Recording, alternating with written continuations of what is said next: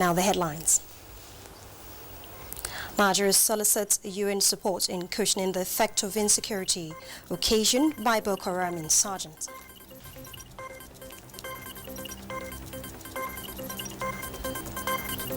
Nigerian police force strengthened to function in line with current security challenges.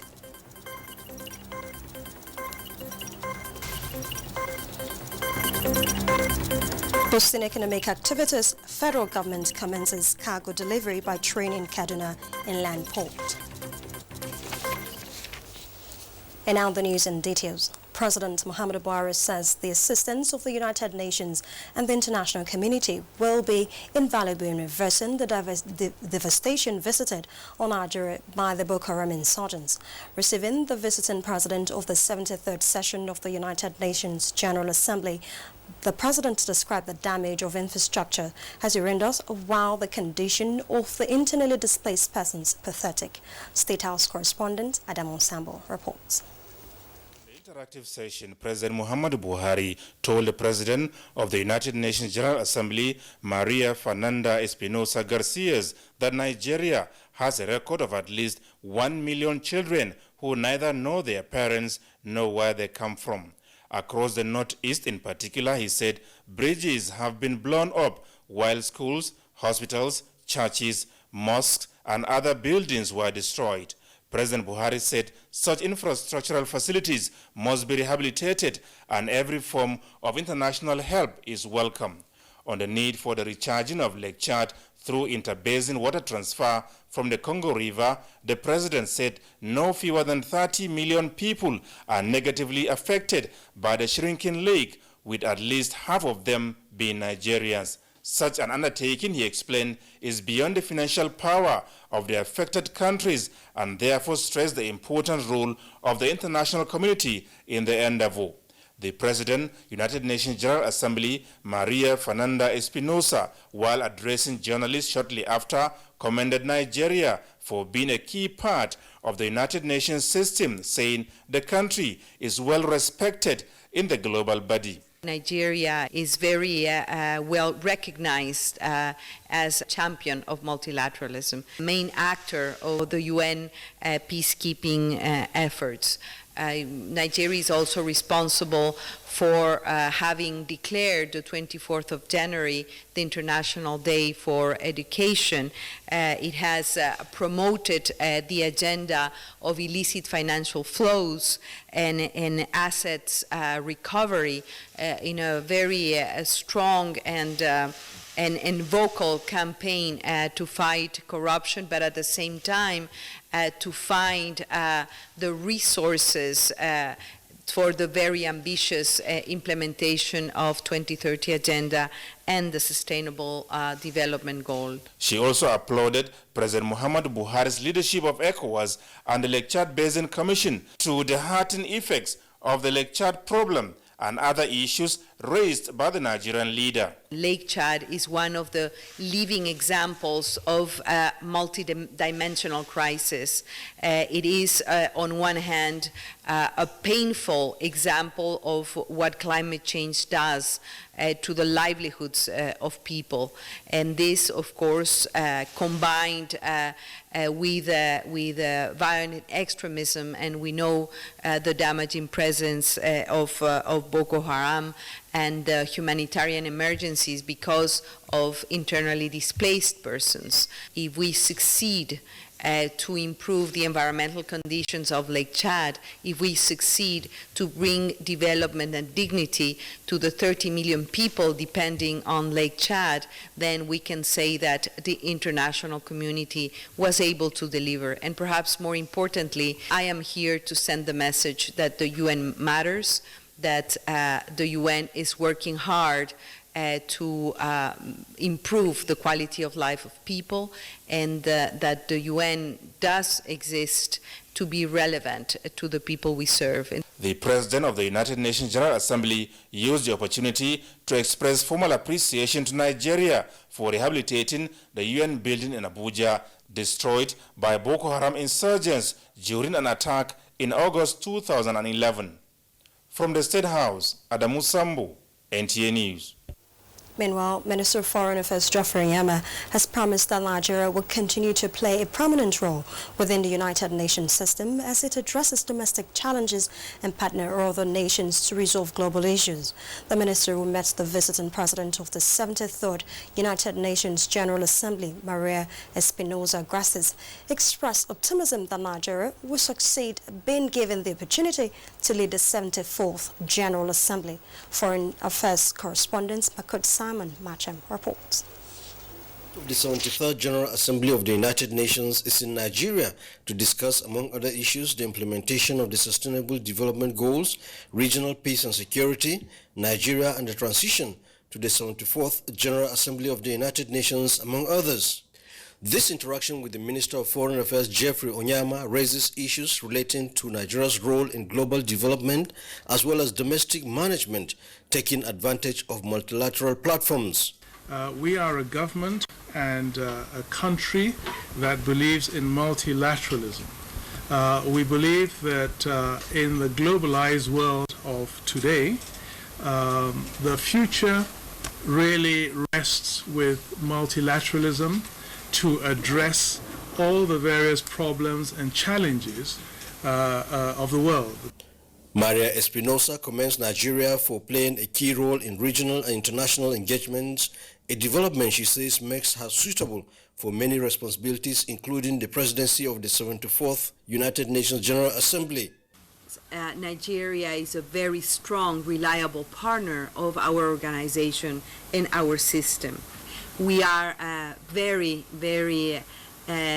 much looking forward to working together with Nigeria to have a smooth handover and transition process for the incoming Nigerian presidency to the 74th session of the General Assembly. The two expressed confidence that challenges of insecurity, underdevelopment and migration will improve with more synergy between Nigeria and the United Nations. In Abuja, Makut Simon Macham, NTA News. And for other stories from other parts of the globe, Adamu Aldo also is our guide. Glad to have you join us on this segment of the news. Turkish President Recep Tayyip Erdogan says Istanbul's mayoral election was affected by organized crime and serious corruption. Mr. Erdogan, who was defending the decision to rerun the 31st March vote, would return a slim win for the opposition. Opposition candidate who has been stripped of his duties described the move as treacherous. The European Parliament also said the decision would end the credibility of democratic elections in Turkey. Moving on, the death toll from the tanker truck explosion near the international airport in Niger's capital Niamey has risen to 60. A report by authorities Tuesday indicates that the tally is likely to rise further as the prognosis is poor for several people who sustain severe burns. The overturned tanker exploded Sunday night as crowds gathered to collect the 50,000 liters of spilled fuel. Two Reuters journalists jailed for their reporting on the Rohingya crisis in Myanmar walked out of prison on Tuesday, freed in a presidential amnesty after a vigorous global campaign and backroom diplomacy for their release. They were mobbed by media as they stepped out of the Yangon's notorious insane prison after more than 16 months in detention. Reuters editor-in-chief Steve Adler said they are pleased that Myanmar has released their courageous reporters. They were freed in an amnesty that included more than 6,000 prisoners. And that is it from here. Thank you for your time. I am Adwa Demolso. Moving on now, the Nigerian Police Force has reviewed its crime-busting strategy and ready to launch a new approach. This was part of submissions by the Acting Inspector General of Police, Mohammed Adamu, when he briefed the Senate on the state of security in Nigeria. National Assembly correspondent Ignatius Unko reports. Well, on Tuesday, 30th of April 2018, the Senate considered a motion on increasing cases of kidnapping and other security challenges in Nigeria, especially in Kaduna State. That motion was moved by Senator Shehu Sani, and then that day the senators resolved that Acting Inspector General of Police to come and brief Senate at plenary on measures that the Nigerian police is putting in place to ensure that these challenges are addressed. And that is actually what happened here today. And we have with us here Senator Kabiru Gaya. He's here to tell us some of the outcomes of this meeting. Thank you once again for joining us. Well, thank you very much. We were so worried today, and we had discussions for almost for 3 hours with the IGO of police for two reasons. One, all of us are worried what's the situation happening, not only along Kaduna Road or other places, no, the whole part of the country. He was able to explain as much as he can, and the most important thing he said, which all of us agreed, is that he's given us his words that very soon things will improve, because he has set up another task force that will look into this matter, and that they have a lot of more information that they can work on. We talk about many things. We talk about extortion on the road. We talk about people collecting bribe and so on and so on. We talk about many things on that issue. We talk about people that are highly involved into this matter, highly placed people involved in this issue. So I believe we discussed extensively. The meeting we had today was good, and I hope that he will keep to his words, because I know him as a gentleman. He will keep to his words, and let's see what improvement we can get.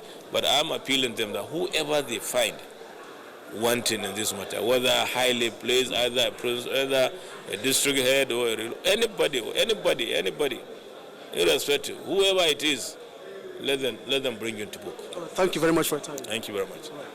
Well, the significance of this meeting was actually observed when the Senate had to step down almost all the items on the order paper to enable the Senate have an exhaustive meeting with the Inspector General of Police. Still staying with security matters, the federal government has inaugurated a committee on strengthening internal security framework and community policing. The committee was inaugurated by the Secretary to the Government of the Federation, Boss Mustafa, with a call to members to be diligent and carry out the assignment to enable the Nigerian police force function in line with current challenges.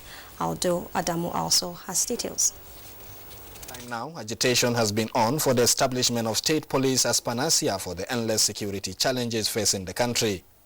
Despite the resources deployed in tackling the security challenges in the country and the successes recorded by this government, so far the clamor for state police has remained in the front burner.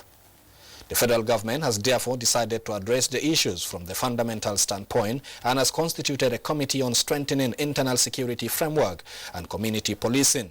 Secretary to the Government of the Federation, Boss Mustafa, said the committee is mandated to study and analyze findings, recommendations and implementation strategies of the Presidential Parley report by NIBS and come up with policy statement for the consideration of President Muhammadu Buhari, among other things.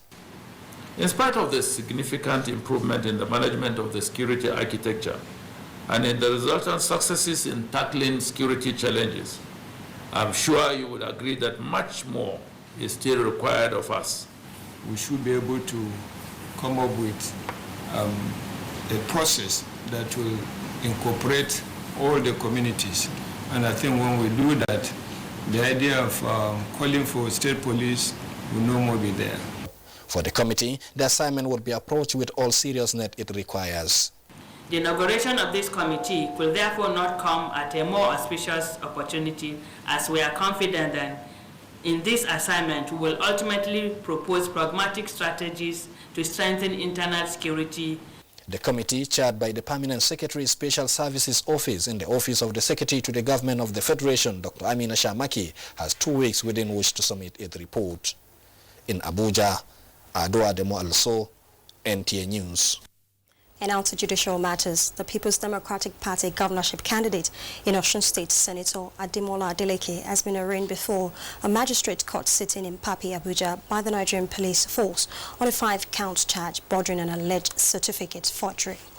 Senator Adeleke, through his counsel Adeyosoye, urged the court to take cognizance of 2 subsisting orders which were tendered before the court as exhibits given by the Federal High Court and the State High Court in Osun State, restraining the police from arraigning him and also granted him leave to travel to the United States for medical treatment.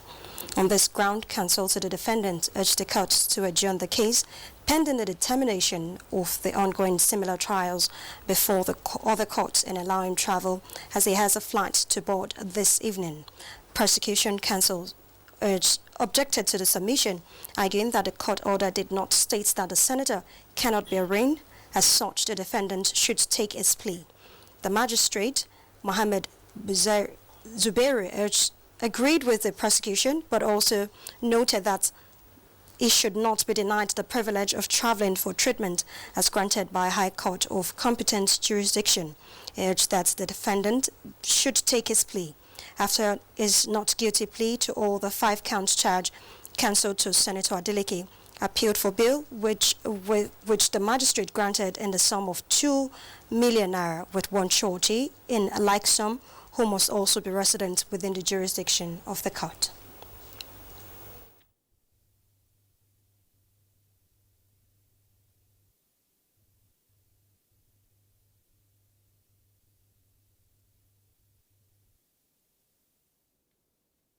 We'll now take a short break. News continues shortly.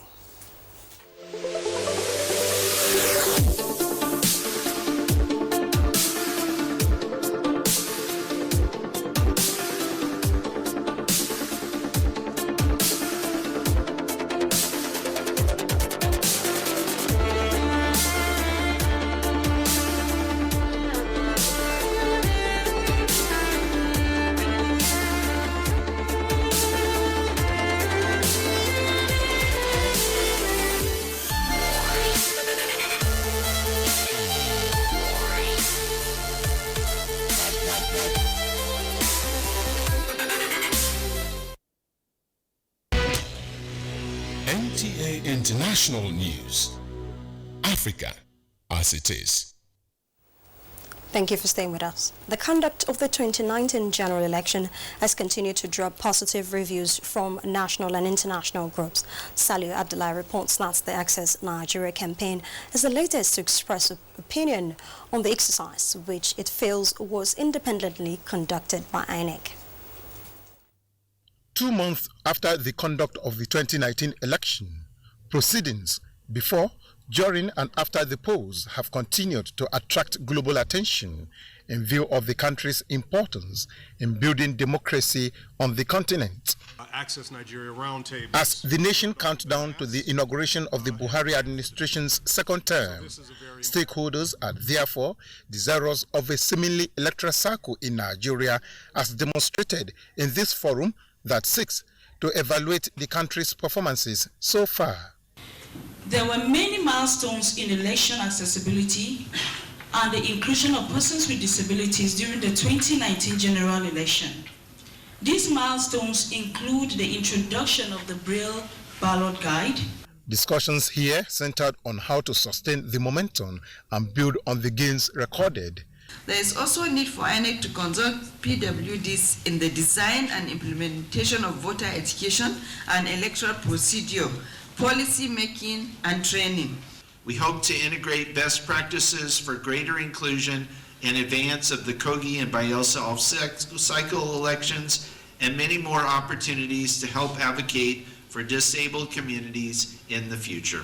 The roundtable acknowledged the Buhari administration for providing the desired environment that allowed the nation's electoral umpire INEC performed its constitutional duties diligently. In Abuja, Salihu Abdullahi, NTA News.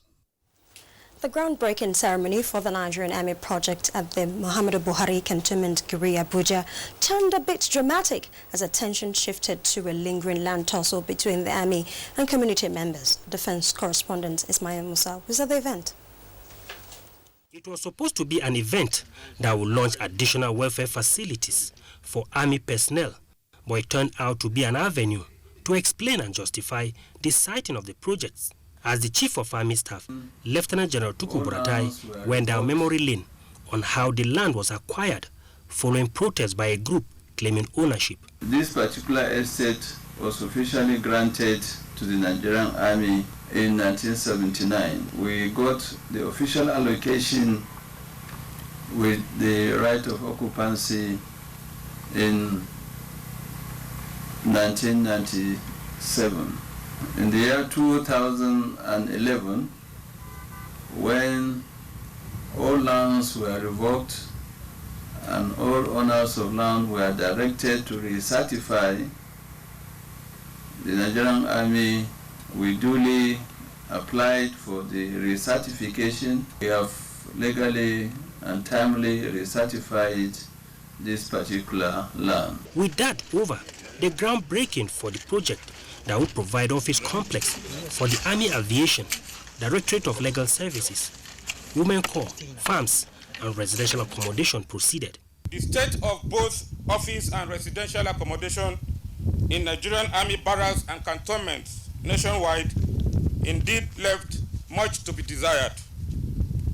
This, among several other factors, took its toll on the state of welfare and well-being of our personnel, and indeed on their morale and fighting efficiency. Appeal to the civil authority to accord them support in the bid to secure the nation. From Giri in Abuja, Ismail Musa, NTA News. The federal government has commenced cargo delivery by train at Kaduna Inland Dry Port. The flag-off ceremony in Kakuri, Kaduna State. About 24 wagons are on ground for commercial activities. Oyinaya Kaluoka reports that the project will not only boost economic activities in the northern part of the country, but also serve as a key to Nigeria's economic diversification initiative. What does it take to move cargoes by truck from Lagos seaports down to the northern parts of the country? High cost charges, congestions, and delay of about 14 days. 3 weeks ago, we had a trek coming from Lagos to Kaduna. 2 weeks, 2 full weeks. This is not acceptable. With the commencement of cargo delivery by train, all this will be eliminated, as the trip will now take 2 days. This is the first time that a train will be bringing in containers from the Lagos seaport down to Kaduna. And here we have about 20 wagons that is expected to be bringing in an average of 200 containers on a monthly basis. And you can imagine what this means to the economy. More jobs, more revenue, less costs for the importers and the exporters. All of the exporters, they're more convenient. They're doing one-stop. They don't necessarily go down to Lagos and do inspection. Container move from Lagos by road close to about 1 million, whereas it's going to be less than, very less than this. So it reduces the cost of doing business. It will increase patronage. Flagging of the ceremony, Minister of Transportation Rotimi Amechi, represented by the Director of Maritime Services in the Ministry, Sule Galadanchi, and the host governor, Nasiru Ahmed El-Rufai, said the project will not only boost economic activities, but it is a key to Nigerians' economic diversification. But it's a great opportunity. It will create jobs for our young people. It will expand business opportunity. It will also lower the cost of doing business for our businessmen here in northern Nigeria. It's important that the dry port is not only a transportation center, but it should be a hub of economic activities. We are talking especially on that with the Commonwealth Enterprise and Investment Council, and very soon we'll have 1 or 2 factories established in the country. With 24 wagons, about 24 containers of 40-footers and 44 containers of 20-footers are expected to be moved into the Kaduna dry port weekly. Oyinaya Kaluoka, NTA News. Up next is Sport Update.